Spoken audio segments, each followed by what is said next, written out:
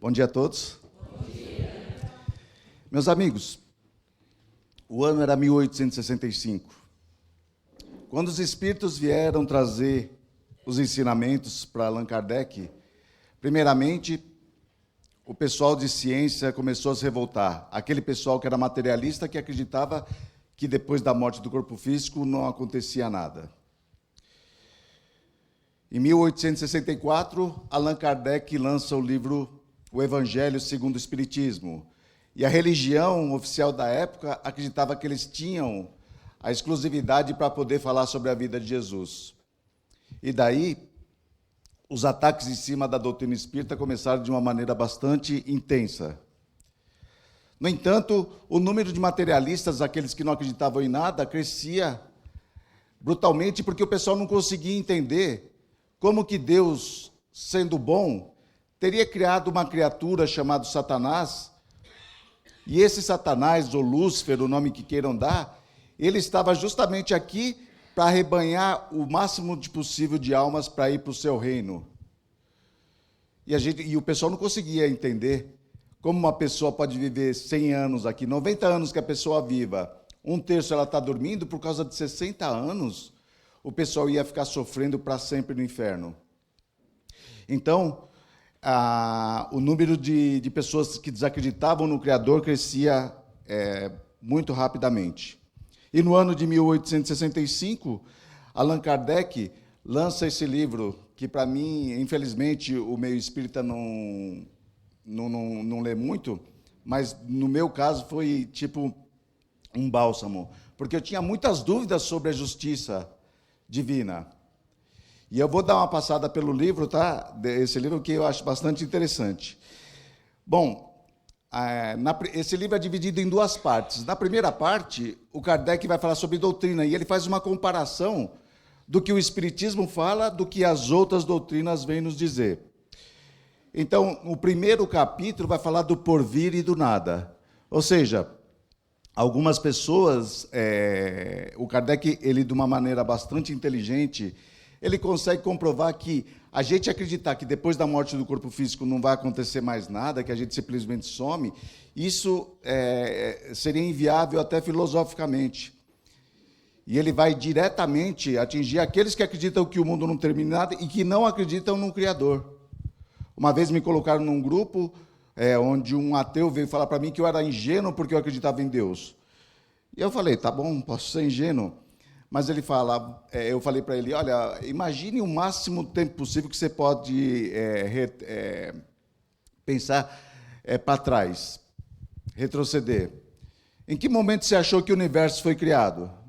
E ele falou para mim, olha, foi criado no Big Bang, que foi uma explosão onde o universo começou a se expandir. E eu falei assim para ele, você acredita então que eu sou ingênuo, mas você acha que o nada criou tudo o que existe? E ele não soube responder, mas eles são geralmente muito orgulhosos e eles inventam alguns argumentos, mas esse primeiro capítulo, Kardec vai falar do porvir e do nada, ou seja, não existe, nós não acabamos com a morte do corpo físico. No segundo capítulo, ele vai falar da apreensão da morte. Alguém tem medo de morrer aqui ou não? Só eu?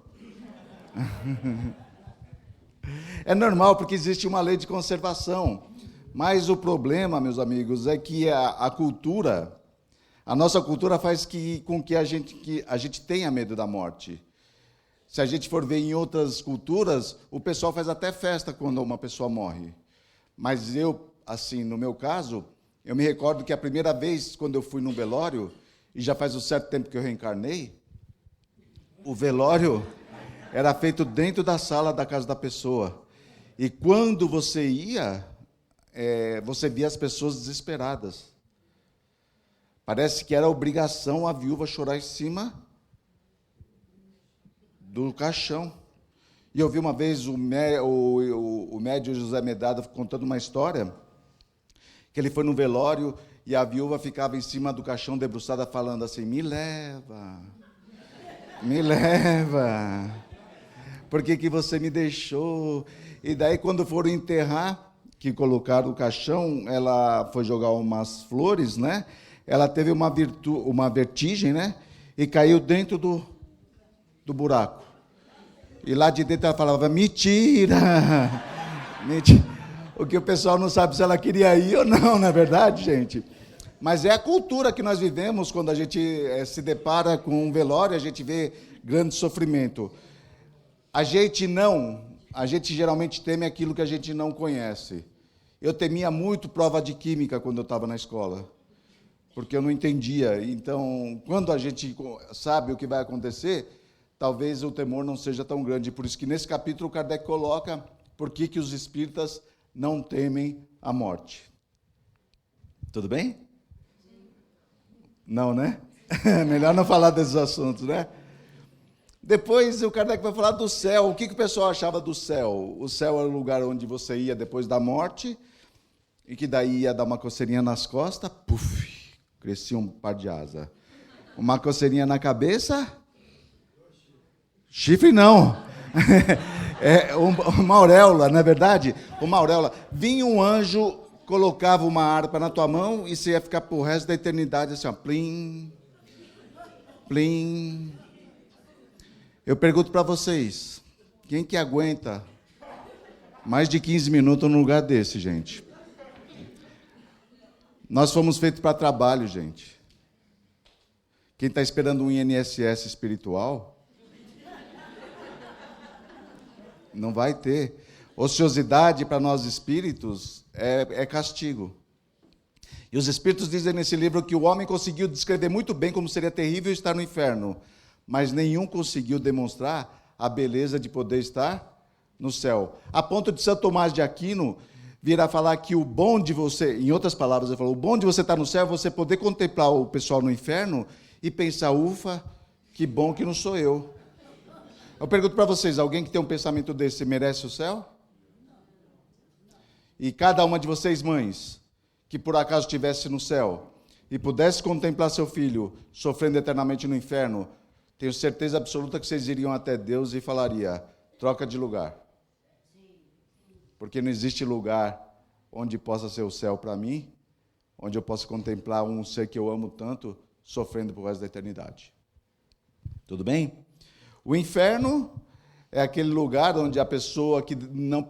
Muitas vezes ela podia até ser uma pessoa boa, mas se ela não pertence a determinada religião, ela ia para esse local. E daí ia ficar o Satanás com seus anjos nos caldeirões. Então, imagine que tem um pessoal conhecido meu que, quando descobriram que eu era espírita, quando eles achavam que eu era católico, eles achavam que eu ia para o inferno. Quando eles descobriram que eu sou espírita, eles já não acham mais. Eles têm absoluta certeza que, pelo fato de eu ser espírita, eu vou para o inferno. Imagine eu chegando lá no inferno, vem o Satanás e fala, ô, Fábio. Eu falei, oi, Satanás, tudo bom? Ele fala, vem aqui que eu vou te mostrar o teu caldeirão. E ele fala, teu caldeirão é aqui. Só que do lado você ia ver, ia estar quem? O Hitler. Um pouquinho mais para frente, Osama Bin Laden, Saddam Hussein. O que eu ia falar para o Satanás? Meu amigo, pode abaixar meu fogo aí. Não é possível ter a mesma pena que esse pessoal que fez essas barbaridades. E, diante disso, o pessoal não conseguia entender da justiça divina, do Criador. Céu e inferno, nos diz o Espiritismo, que não é um lugar para onde você vai, e sim um estado de espírito. E isso a gente pode ver constantemente dentro dos hospitais. No hospital pode ter várias pessoas doentes, acidentadas, mas quando uma pessoa, um ente querido, recebe alta, tudo em sua volta pode estar despencando. Mas ela se sente no céu, porque ela está saindo de uma situação difícil, ela e seus familiares. Em contrapartida, tem pessoas que podem estar tudo bem, mas quando recebe a notícia, por exemplo, que um ente querido retornou para o mundo espiritual, dentro daquele mesmo hospital, ela pode vivenciar o inferno. O purgatório, o Kardec falou que existe sim, é aqui, onde nós vivemos, no mundo de provas e expiações. Um mundo que nós temos aqui que a gente muitas vezes precisa perdoar. Que muitas vezes as pessoas não entendem, muitas vezes, a nossa posição, e muitas vezes nós somos criticados. Muitas vezes elas dão a opinião pessoal delas sobre a gente, e tem pessoas que muitas vezes vivem no inferno por causa da opinião pessoal de outra pessoa.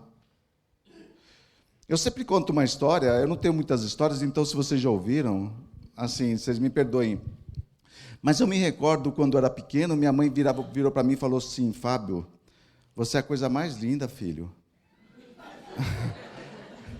Você é um príncipe. E eu acreditei na minha mãe, vocês acreditam? Naquela época eu estava no 4º ano e tinha uma menina que era muito bonitinha. Era uma princesa. O que eu pensei na minha deficiência mental? Eu falei, minha mãe falou que eu sou um príncipe. Eu encontrei uma princesa, fechou. Final feliz, não é verdade? Naquela época, a gente, para poder ficar com uma menina, a gente precisa pedir ela em namoro. Para quem não sabe o que é isso, joga no Google, tá bom? Assim, pedir em namoro. Pode parecer brincadeira, mas eu fiquei mais ou menos uns 3 meses ensaiando na frente do espelho como eu ia pedir minha princesinha em namoro. Um dia eu tomei coragem e falou, olha, vem aqui, você é uma princesa, nossa, eu acho você tão bonita. Ela falou, obrigada, Fábio, tudo. E eu falei, você quer namorar comigo? Já fui me aproximando porque eu tinha treinado no espelho. E ela falou, não. Eu esqueci de treinar o não, eu só treinei o sim. E eu virei para ela e falei, mas por quê? Ela falou, porque você é muito feio e cabeçudo. Ah. Vocês estão olhando para minha cabeça agora, né, gente? Pode parecer brincadeira, mas minha princesinha falando que eu era feio e cabeçudo, aquilo marcou a minha adolescência. Na minha adolescência tinha uma coisa chamada baile de garagem. Não sei se vocês já ouviram falar. A gente se reunia e colocava uma lona na garagem de alguém. As meninas traziam os comes, que era sanduíche de carne louca. Tinha um repolho que elas passavam papel alumínio e colocavam uns espetinhos que tinha azeitona, picles e salsicha. Vocês nunca ouviram falar sobre isso, gente? E os meninos traziam bebida à vontade, tubaína. Assim. Começavam as músicas, ABBA, Bee Gees, Carpenters, é tudo música boa, viu? Não é nada parecido com o que existe hoje em dia. A gente dançava pra caramba. E depois, do meio do nada, assim, apagava todas as luzes, saía uma luz do chão e ia para um globo. O pessoal levava até globo. E começava a chamar a música lenta. O baile era de garagem por quê? Porque os meninos ficavam encostados de um lado da garagem e as meninas ficavam do outro. Você precisava sair daquele lado da garagem, cruzar todo o salão e perguntar para a menina, você quer dançar comigo? Se essa menina falasse não, se olhava na outra parede, parecia um gol do Corinthians. Do outro lado.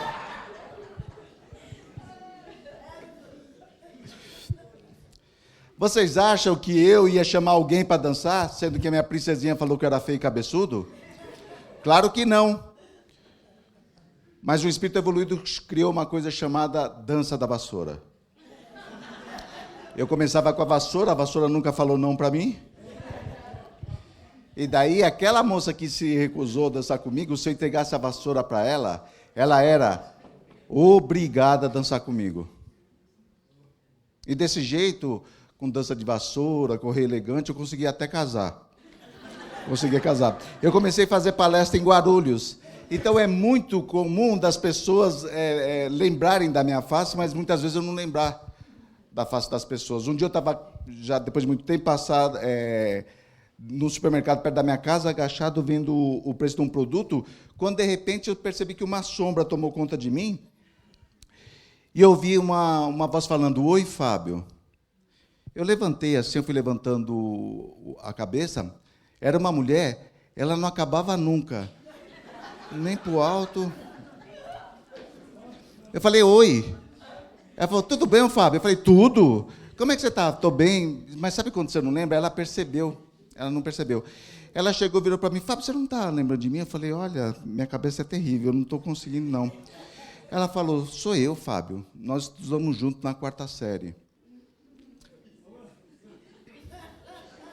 Meus amigos, na questão 659 do Livro dos Espíritos, os Espíritos falam que no momento da prece, a gente pode pedir, louvar e agradecer.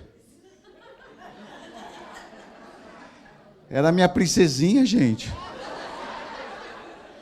Ela tinha virado a Fiona, pelo amor de Deus.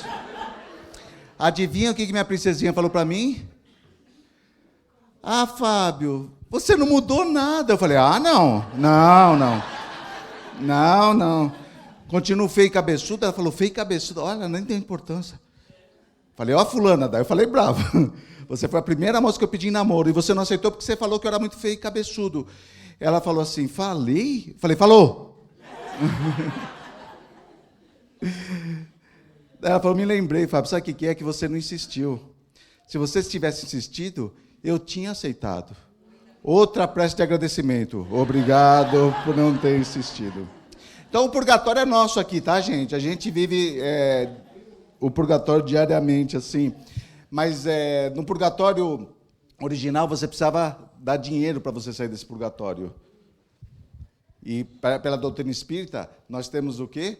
É que nos melhorarmos para nós irmos para os mundos superiores. Bom, depois vem a doutrina das penas eternas, que eu não preciso nem falar, um absurdo a gente viver tão pouco tempo na Terra e ficar para sempre condenados aí para um lugar onde existem tanto sofrimento. Depois vem as penas futuras segundo o Espiritismo.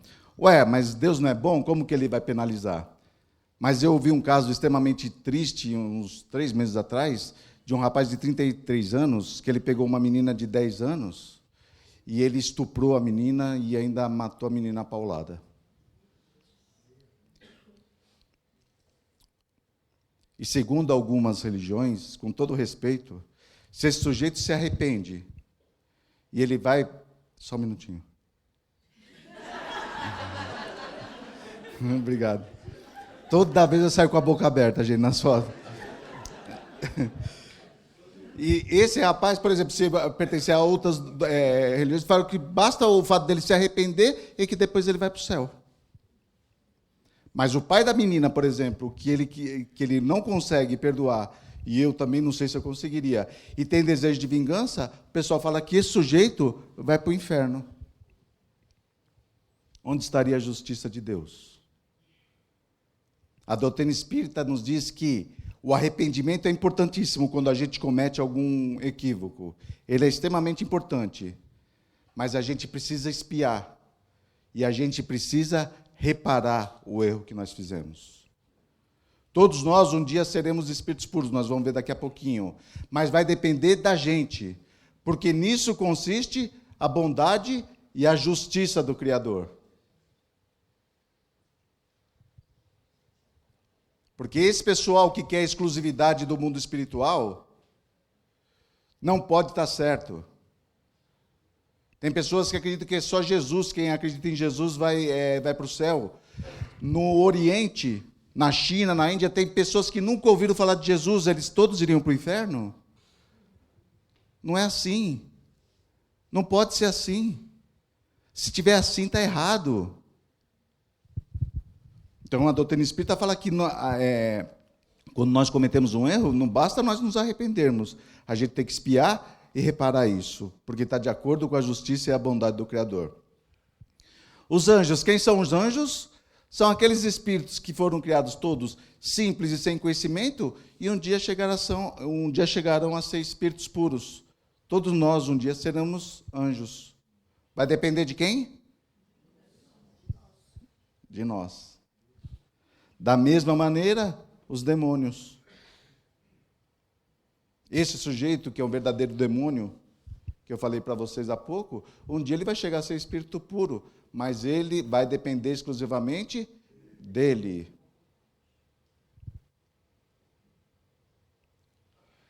E daí eles falam da intervenção dos demônios nas manifestações modernas. O pessoal, quando as mesas começaram a girar, e os espíritos começaram a se comunicar, eles falavam que era o diabo. O pessoal adora o diabo. Tem um pessoal que não vive sem o diabo, eles gostam muito do diabo. Para justificar tudo que eles não têm explicação. Porque esse diabo que eles falavam, estava vindo para falar que a gente tem que amar a Deus, que a gente tem que amar o nosso próximo. Ué, o diabo então se melhorou bastante. Quando o médium Chico Xavier, através do Correio Fraterno, ele trazia notícias inequívocas de entes queridos que retornaram para o mundo espiritual e consolou tantas mães, alguém aqui acredita que foi o diabo que fez esse tipo de coisa? Então, quando eles não têm, quando eles querem desacreditar o espiritismo, eles apelam para quem? Para o amigão deles, o diabo. Porque muitos utilizam o diabo para colocar medo nas pessoas. E através desse medo eles vendem a salvação. Vocês viram aqui no começo que o rapaz aqui pediu colaboração para casa? Em algum momento ele falou que se alguém cooperar financeiramente aqui com a casa, vai ter um lugar especial no mundo espiritual? Ele colocou, estipulou algum tipo de valor? Quando nós colaboramos para a casa espírita, é para o nosso conforto. Tudo isso aqui, diferentemente das igrejas, a casa espírita, ela paga imposto. E tem contas para pagar. Todos nós, da casa espírita, nós precisamos do quê? Da colaboração. Mas para a gente conseguir manter o conforto que nós estamos tendo aqui. Mas em nenhum momento é atrelado bens materiais com a vida no mundo espiritual. Tudo bem? Vocês estão me olhando meio feio. Vocês não gostaram do que eu falei agora ou não? E depois o último capítulo vai falar da proibição de evocar os mortos. Moisés, em Deuteronômio, proibiu.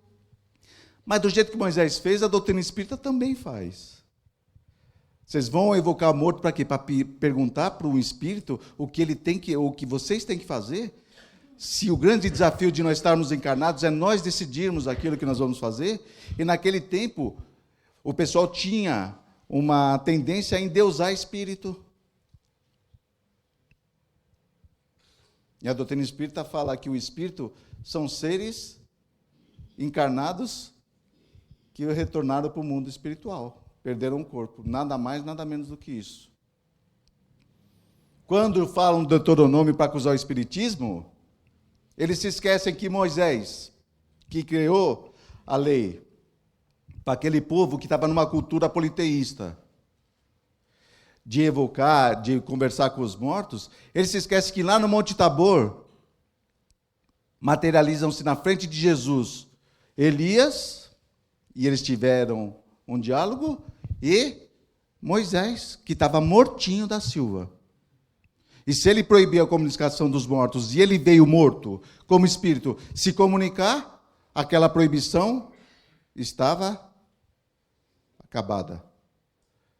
Mas o que é mantido, não vá numa casa espírita, ou em algum lugar que fala que é espiritismo, mas não é, para trazer o teu amor em 3 dias. Não vá numa casa espírita para você perguntar o que você deve fazer para ganhar mais dinheiro.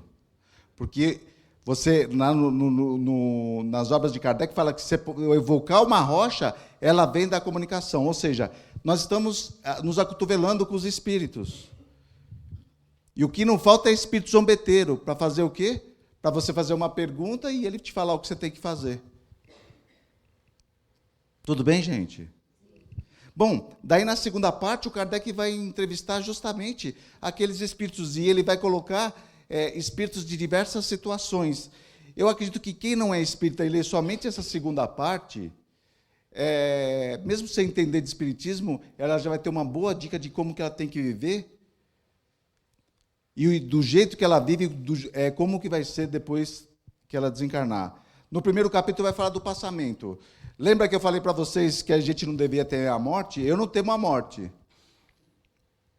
Mas eu temo do jeito que eu vou morrer. Porque existem pessoas que vivem numa agonia tremenda antes de morrer. E outras pessoas simplesmente fecham os olhos e ela se desprende. Por que existe isso? Nesse capítulo aí, o passamento vai explicar. Depois, no segundo capítulo, o Kardec ele traz mensagens de espíritos felizes. Esse senhor Sanson era membro o que está em primeiro aí, era membro da Sociedade Parisiense de Estudos Espíritas. Ele, quando ficou doente, falou para o Kardec, olha, quando eu morrer, você me evoca. O Kardec evocou ele 8 horas depois que ele morreu, porque existe um detalhe que está lá no passamento: depois da morte, alguns espíritos passam por um momento de perturbação, onde eles muitas vezes não sabem o que está acontecendo. Teve um filme que foi lançado recentemente, chamado Ghost. Já ouviram falar?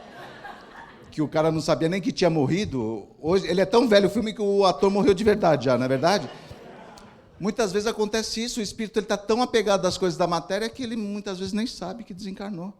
Numa reunião mediúnica você fala, olha, você já morreu, é capaz dele morrer de novo. De susto, porque ele não sabe disso.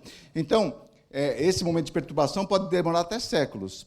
Mas esses espíritos felizes, o senhor Sanson, 8 horas depois, ele já estava dando comunicação. E o Kardec falou, você está sabendo que o teu corpo é esse aqui? Ele não falou com essas palavras, tá, gente? Essa é a interpretação minha. Ele falou, sim. E mais, ele falou que ele podia ler o pensamento das pessoas. Meus amigos, quem vai em velório para fazer piada sobre o defunto, pode ser que ele esteja do teu lado e ele não esteja gostando. Tudo bem? Depois ele vai falar dos espíritos em condições medianas. Esse Marquês de São Paulo, antes de desencarnar, por exemplo, ele vinha e falava, olha, ele tá com sede. Ele falava do corpo dele na terceira pessoa, como se fosse outra pessoa. E o Kardec pergunta, e tem um estudo bastante interessante do motivo dele ficar nessa situação. Depois vem os espíritos sofredores. Esse François Riquier, esse número 32 aí, era um mão de vaca de marca maior. Era muito mão de vaca. E o pessoal começou a fazer o quê?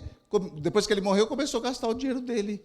E ele vivenciou o verdadeiro inferno no mundo espiritual, por quê? Porque o pessoal estava gastando o dinheiro dele. Quando ele se manifestou, o pessoal falou assim, ele falou assim, estou acabando com o meu dinheiro. Ele falou, mas você está morto. Ele falou, quem falou que eu estou morto? Não sabia nem que estava morto. E sofria porque o pessoal estava o quê?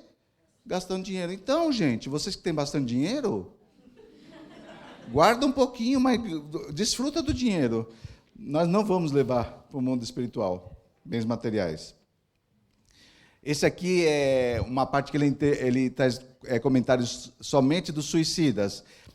Esse suicida da Samaritana, ele teve a oportunidade, Samaritana, numa casa de banhos na França, ele entrou, pediu uma banheira para ele ficar lá, e ele cortou o pescoço com a navalha. Quando encontraram ele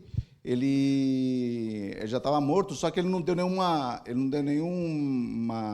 identidade, não deu nada, e ninguém sabia o que era. Evocado esse espírito, ele também não quis falar, e ele falava que ele sentia os vermes corroerem o corpo físico dele. É uma repercussão do que estava acontecendo com o corpo físico. As pessoas me perguntam, Fábio, a doutrina espírita falou o quê sobre cremação? Será que eu não vou sentir aquele fogaréu todo? Eu falei, se você for sentir o fogaréu, você vai sentir o verme te corroendo. Eu prefiro o fogo, que é de uma vez só, na verdade. Mas vocês, como estão no domingo de manhã aqui me ouvindo, pode ter certeza, vocês não vão sentir nada. Não ri não, gente, é verdade. François Simon Louvet, ele se atirou de uma torre. 6 anos depois, o Kardec evoca aquele espírito, e ele tinha a sensação de que ele estava no espaço e se chocando contra as rochas. 6 anos depois, ele tinha aquele sentimento. Que coisa triste, né? No caso, uma mãe e seu filho, o filho estava doente, a mãe foi no celeiro e falou assim, filho, se você morrer, eu vou junto com você. O pessoal não deu muita importância. O rapaz morreu no quarto, ela foi no celeiro e se enforcou. Passado um tempo, o Kardec evoca o filho e ele falou que estava muito bem. Ele estava muito bem. Ele só tinha lamentado porque a mãe dele tinha cometido aquele ato. O Kardec evoca a mãe e ela fala, ela podia ver todo mundo, ela não tinha falta de ar, ela não sentia nada. Ela podia ver encarnados e desencarnados. Só quem que ela não podia ver? O filho. E esse senhor Felicien, ele era escritor, era rico, ele conhecia o Allan Kardec, e por um investimento errado que ele fez, ele perdeu muito dinheiro, e por causa do orgulho dele, ele cometeu o suicídio. Depois de um tempo, o Kardec evoca esse espírito, e ele fala que, contando com aquela última, nas outras 3 encarnações, ele tinha cometido suicídio também. O que desmistifica quando o pessoal fala que quando alguém dá um tiro na cabeça, vem com deficiência mental. Já vi espírita falando isso. E uma mãe que, por acaso, tem um filho numa situação dessa, ela vai achar que o rapaz foi um monstro numa outra vida ou coisa parecida, o que não é verdade. Tudo bem? Deixa eu indo que o obsessor está me chamando. Aqui, criminosos arrependidos. Uma coisa interessante, todos aqueles que cometeram um crime, até eles se arrependerem de verdade, não da boca para fora, mesmo porque espírito não tem boca, eles viam as vítimas deles observando-os. E aquilo os incomodava bastante. Esse Verguer era um padre lá em Paris, e ele vai e assassina o arcebispo de Paris. Mas ele se arrependeu e ele virou para o Kardec e falou assim, olha, eu tô arrependido, sei do erro que eu cometi, mas o arcebispo ele não para de olhar para mim. E aquilo incomodava muito. O Kardec vai e faz o quê? Evoca o arcebispo. Ele falou, não, eu já perdoei até. Não tem o menor problema. Esses espíritos não é que os outros espíritos estão olhando para ele. É a consciência dele que dá aquela sensação de que todos aqueles que eles prejudicaram estavam olhando. Esses espíritos endurecidos, tem a rainha de Ode. Ela era uma rainha. Quando ela se manifesta, ela pergunta para o Kardec, cadê meus escravos? Cadê minhas joias? O Kardec é educado. Eu falo, você é doida. Escravos, está morta. Então, é bastante interessante cada um desses casos. E, para terminar, expiações terrestres, o relato mais comovente que eu já vi na doutrina espírita é desse menino, Marcel, o quarto do menino número 4, que ele reencarnou totalmente deformado, era judeu, a família deixou ele no hospital, nunca mais foi visitá-lo, e ele, em determinado momento, sentindo dores extremas, ele pediu um remédio para o médico, e o médico falou, Marcel, por que você está querendo isso? Ele falou, porque eu estou com muita dor, e o meu gemido está atrapalhando o sono do pessoal que está aqui do meu lado. Era um espírito tão elevado que Santo Agostinho, na Sociedade Parisiense, deu a palavra para ele falar. E agora aquelas pessoas espíritas que falam, ele veio com um problema, então na outra vida fez isso. Não façam isso, meus amigos. Ninguém sabe o histórico espiritual de uma pessoa que está aqui para a pessoa chegar e falar determinadas coisas. E o último é esse número 61, Charles Santier. Ele também veio com uma deficiência mental profunda. O Kardec, antes dele desencarnar, o Kardec vai lá e evoca o espírito, nos demonstrando o quê? Ele era inteligente, ele explicou toda a situação que ele estava vivenciando lá, nos demonstrando que não existem espíritos que tenham algum tipo de deficiência, porque Deus é justo e é bom e ele não vai privilegiar ninguém. Mas ele havia escolhido passar por aquela situação justamente para ele adquirir aprendizado e conhecimento. Nesse livro, meus amigos, O Céu e o Inferno, o subtítulo é A Justiça Divina conforme o Espiritismo. Esse livro fez com que eu me satisfizesse bastante sobre a justiça e a bondade do Criador. Fica o convite para cada um de vocês que quiserem, é um livro fantástico. Uma coisa é certa, o que ele fala, é que um dia todos nós que fomos criados da mesma maneira, simples e sem conhecimento, um dia chegaremos a ser espíritos puros e faremos parte do exército de Jesus, o exército do amor, da caridade e da fraternidade. Que a paz desse mestre esteja com todos nós e que ela se estenda aos nossos lares. Pelo convite, pela participação, pela simpatia de cada um de vocês. Muito obrigado. Tenhamos todos uma ótima semana. Muito obrigado.